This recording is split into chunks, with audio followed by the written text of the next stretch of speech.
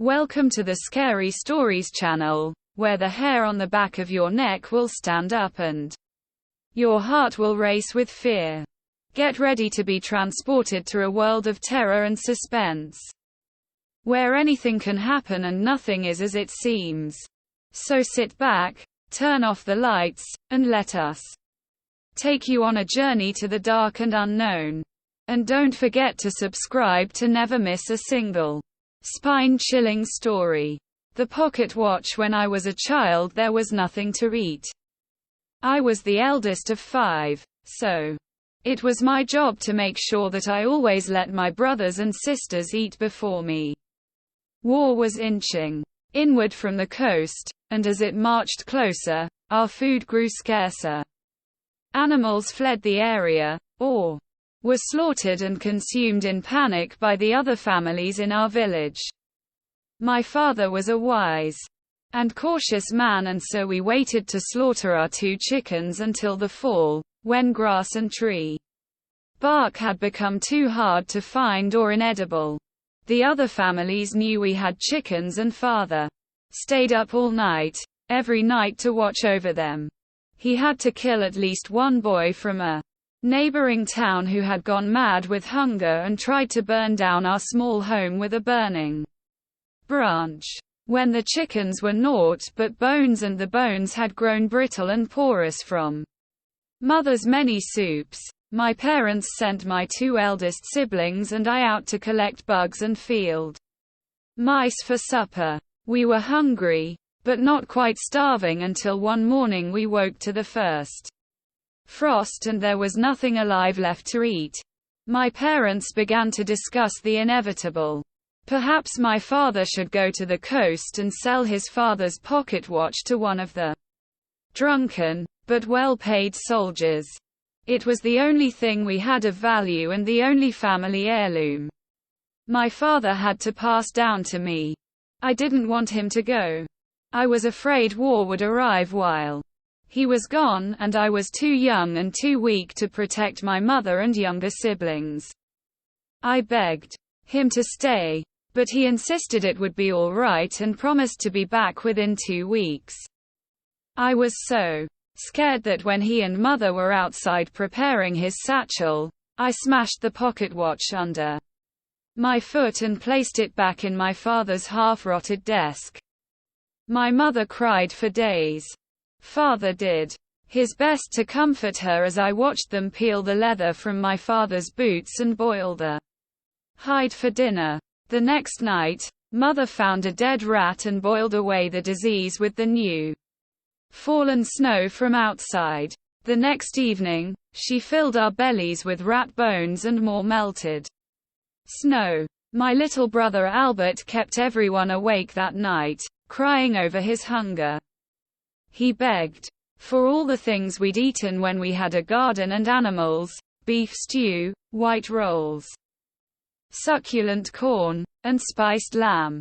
He made all of our stomachs moan and torture us, and I soon screamed at him to be quiet while my mother sobbed from her room.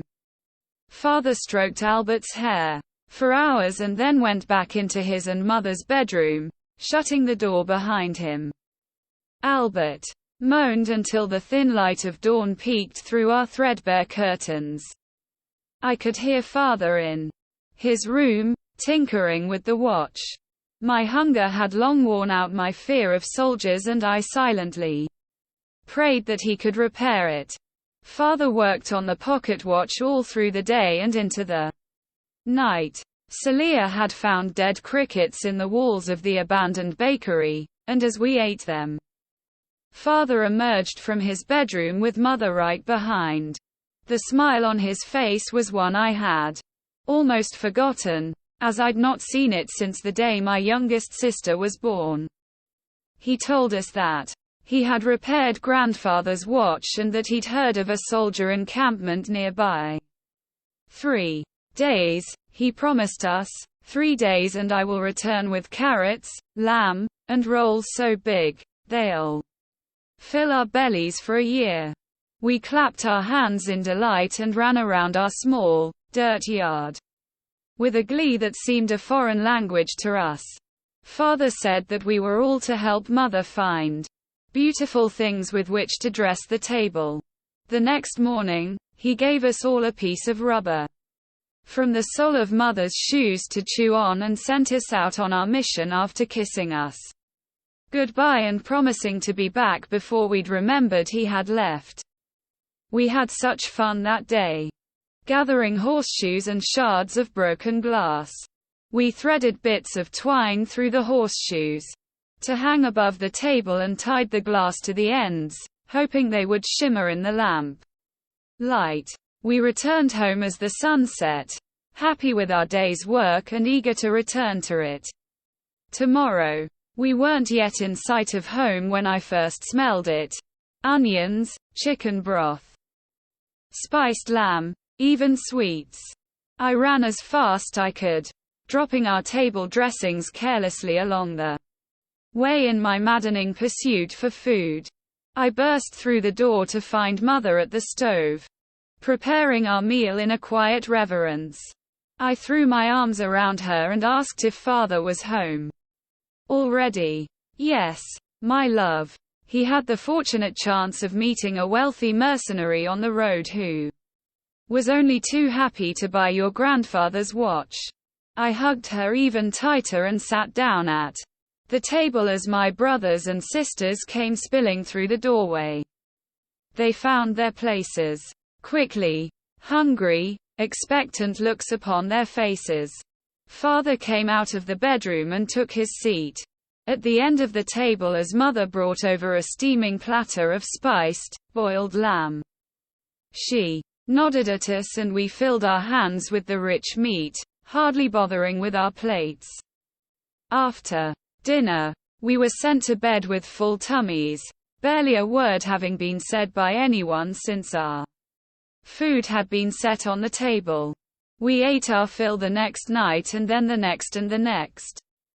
But as our food stocks started to dwindle, so did Mother's health. Each day bled more out of her, until we were left fighting over scraps of raw meat while our mother lay weak and wilting nearby. The first night I went again without food was the night that the hazy, happy ether began to lift and my memories of the past few days became confusing. I recalled that the spiced lamb I'd consumed with such ferocity had actually been sickly sweet and the accompaniments I had first smelled from afar had never been brought to the table. I couldn't remember Mother eating anything in all the days since Father had returned. Instead she'd sat quietly next to us at the table, staring at the pile of grey meat we consumed with such fervor. And Father, I couldn't recall hearing his voice since the morning he had left for the soldier encampment. His chair had sat empty, night after night, and as the peripherals of my memory formed shape, I couldn't be entirely sure he'd ever been there at all. At least not since the morning he had cut pieces of rubber from Mother's shoes at the table. Frightened and starved, I didn't find sleep until the darkest hours of the night. The following morning when Mother emerged from her room, I asked where Father had gone. She told me he'd left to become a soldier and sent us out to peel bark off of the bushes in the forest.